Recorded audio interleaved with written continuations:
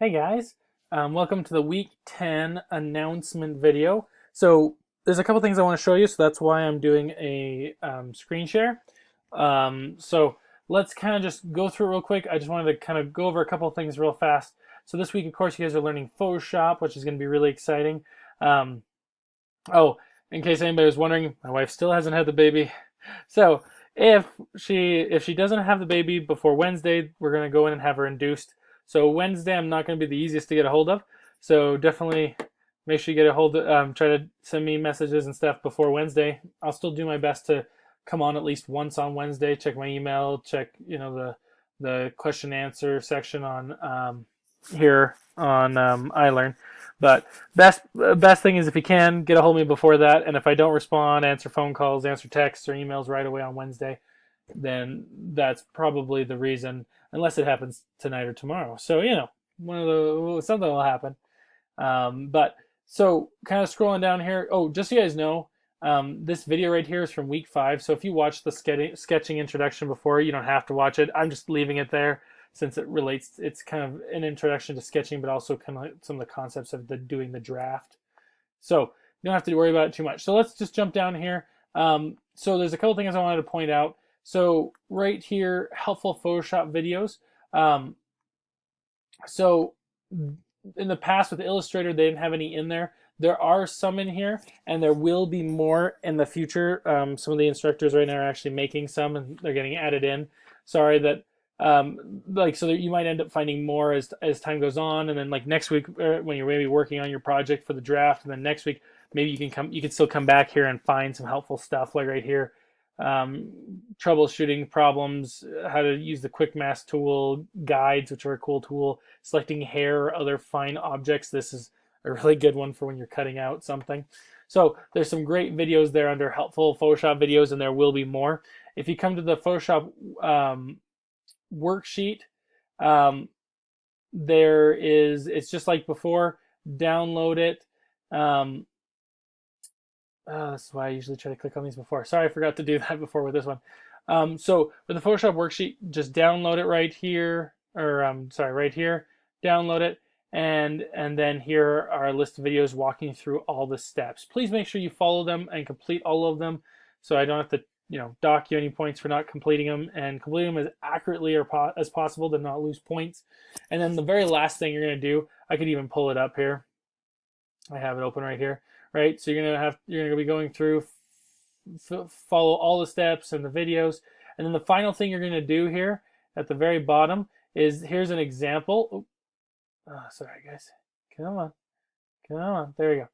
It's just I think a little bit concerned because I'm doing so much. Okay, stop, stop. Okay.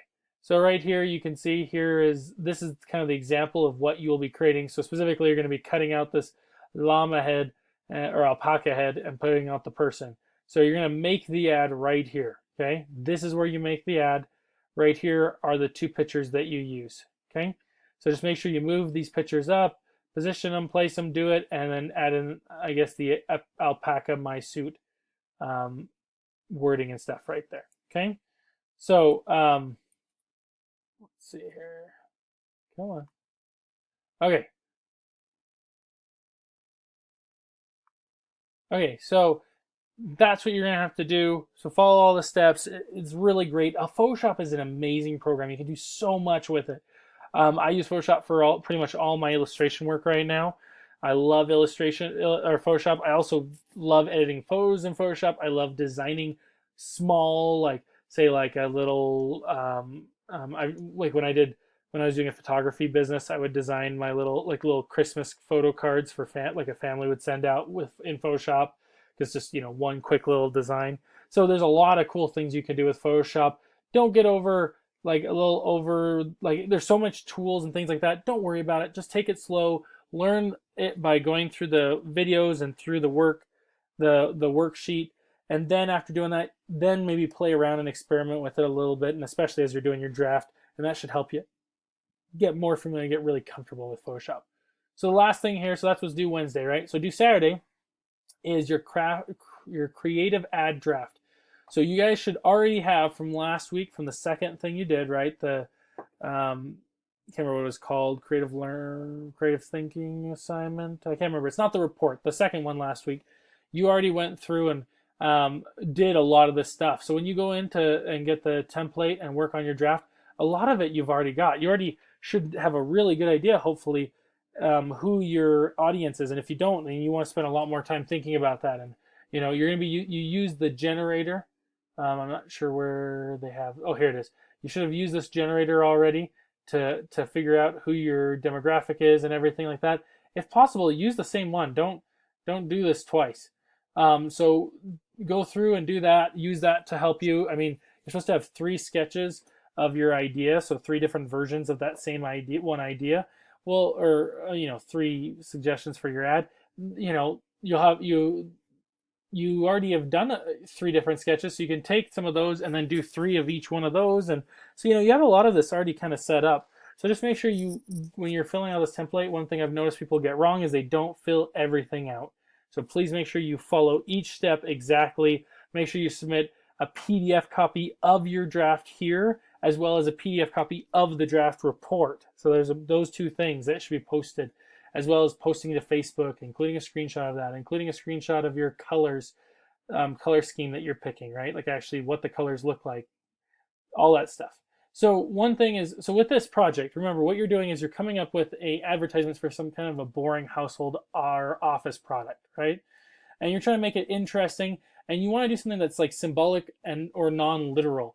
And if you like click on this and look, I mean, right here, they're talking about how the light bulbs from GE are sustainable, eco-friendly, and green, right? And so they're saying like these are sustainable light bulbs. And so the idea here is that they've replaced, or they put the world kind of in there to saying, see, look, it's eco-friendly, right? So it's not like that's not literal. There's not literally Earths floating around inside of their light bulbs, okay? But that's the idea, and you need to do this with your project. So what I'd really recommend is you come down here and click on these examples. These are professional ones, not student ones, of ads, but they've been picked by Brother Libert, who's the main lead designer, designer for this course. So you can see like how they did the same thing on these, right? Like right here, Adidas. So some great stuff in here. Right here, how the ketchup bottle's like cut up and looks kind of like it's a tomato. All this kind of stuff. You can see right here, the alarm clock waking you up, and it's got, the coffee in the morning that people would drink, that kind of thing, right? There's all these great examples. Make sure that none of yours are a copy of these, right? These need to be your own ideas. So don't just look at one of these and be like, I can recreate that. Don't recreate any of these. These are just to give you ideas. Go do your own. But it needs to be based off of what you generated in the generator, right? And so let's just quickly go through the requirements just to make sure I can clarify these for you guys. So you're using the generator, and that will help you pick your object as well as your target audience and other stuff about them. You need to pick a brand for this product. So like we were just looking at the example that had above was GE. Some of the examples we saw were like Heinz ketchup. I think it was Nestle. Was Nestle the coffee one? And Adidas for the shoes. Some people have asked me like, can you make up your own company? I guess you could. Like, I don't think it's saying you can't. Maybe that is saying you can't. I'm not sure, and I'll try to figure that out better for future. I don't think it really is specifying. However, if you make up your own, you're gonna have to have a logo, right? Like it talks about right here, how you have to include the company logo. So that means besides all of the work you're gonna have to do, you're gonna have to make a logo, and it's gotta look really professional.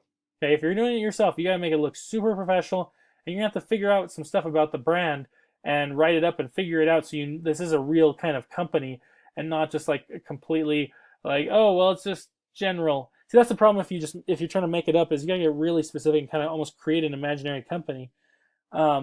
Whereas if you're using something like a company like, let's say Kraft, like macaroni and cheese Kraft, there's a lot of things that you can find about Kraft. There's a lot of what they do. So I would say in some ways it probably is better to use an actual existing company, probably.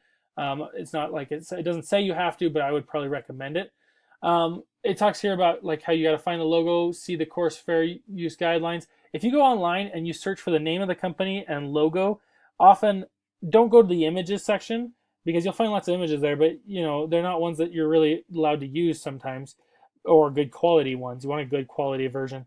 Look through the web page listing and see, is there one here that has the name of the business? Like it takes you to the website of the business that talks about like branding and logos and stuff like that.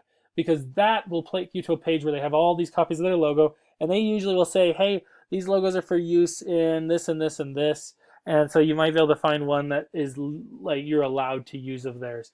Also, you could try going to other places, like sometimes there's like open source collections of images that will say, hey, this is an open source copy of the logo. Like Wikipedia, or there's a version of Wikipedia, I think, that has images on it. So you can probably find a logo for that company, but maybe after you pick the company, spend some time making sure you can find a copy of the logo that says that you should be allowed to use it for a non-commercial use, like for educational purposes type of thing. As long as it's non-commercial, or if it's non-commercial, you can use it because we're not doing this to make money. So you're gonna have to blend two images together. They don't need to be images you take, but you gotta get them legally, right? You can't just go to Google, search for images, and take them. Follow the rules here, okay? Whether you want to buy an image or if you want to just find some nice high quality ones, go to this page and make sure you're following those rules and talk about that. Well, we'll talk about that next week for when you submit your project. But make sure that they're images you get legally and they don't have like a watermark on them. That's illegal. So don't make sure that. But you're gonna be blending them together like I just showed you, where the earth was blended in, and then even there's like 3 or 4 images blended, right? Because the picture of the light bulb was removed from another background too and blended in and stuff like that. Okay, so you're gonna learn a little bit of that in the worksheet. Symbolic visual communication, avoid literal. Again, like we said, you're doing something fun and playful where you're kind of trying to play on the concept. Like the bananas will help you run better, so they put laces in them like they're shoes that you're tying up, right? Or the Heinz ketchup is made out of real tomatoes, so they took the bottle and made it look like it was tomatoes chopped into pieces. Stuff like that, okay? Written content, original and creative headlines. So you actually have to write this, okay? And it has to go with your visuals. So you need to write up your own. And then right here, you need to actually have some body copy, like 1 to 2 sentences. And a call to action just means like, what are you asking the viewers to do? Like, go try out the new shoes today, or if the ad is something else, maybe it's like, post your favorite photos of such and such with hashtag da da da. Like you have to ask your audience to do something. That's a really common marketing concept. And if you come and look at these, like a lot of these will have them. I'm not saying all of them do, but a lot of them will have them. Some of these might not, but a lot of them will. And actually, let's go back, because the best example would be this one. This is one. So like, find us at a home improvement store near you, or visit. So it's asking you to do something, to take an action. Okay, so make sure you have that. So what you're going to do is you're going to have to actually create your ad for 2 different mediums. This is a normal thing for designers nowadays, that your ads will be put into different places and dimensions. So you need to pick 2 of these. So either a magazine ad, TV static ad, web/blog static ad, or a Facebook static ad. That means like it's not a moving image ad, which you can have those in a lot of, in TV, web, and Facebook, but they're just, pictures. So 2 of these. For the magazine, you get to pick either a half page or a full page size. You can pick one of those, and then you got to follow these sizes and resolutions and stuff. So when you're designing your ad, you need to be kind of thinking about that. Okay. So guys, I hope going through this project kind of helped a little bit. Again, please do your best on this. Get your draft submitted by Saturday so I can accept, make sure it's all submitted on time so I can accept it. And then next week, I will be giving you guys some class feedback, and I will be moving it later in that week. So it'll be a little crazy week for me, but I will still give as much feedback as I can the first half of the week, and then the second half after I move. Okay? So good luck this week, guys. You can do it. Photoshop's a little crazy. If you have questions, please post them. You can post them to the group and see if in the discussion board and see if other people have answers. And I will do my best to get on there and answer those as well with like some little video tutorials for a minute or 2 if it's a question that needs that. Okay, so good luck, and feel free to contact me, and hopefully my baby will be born this week. Okay, so talk to you guys later.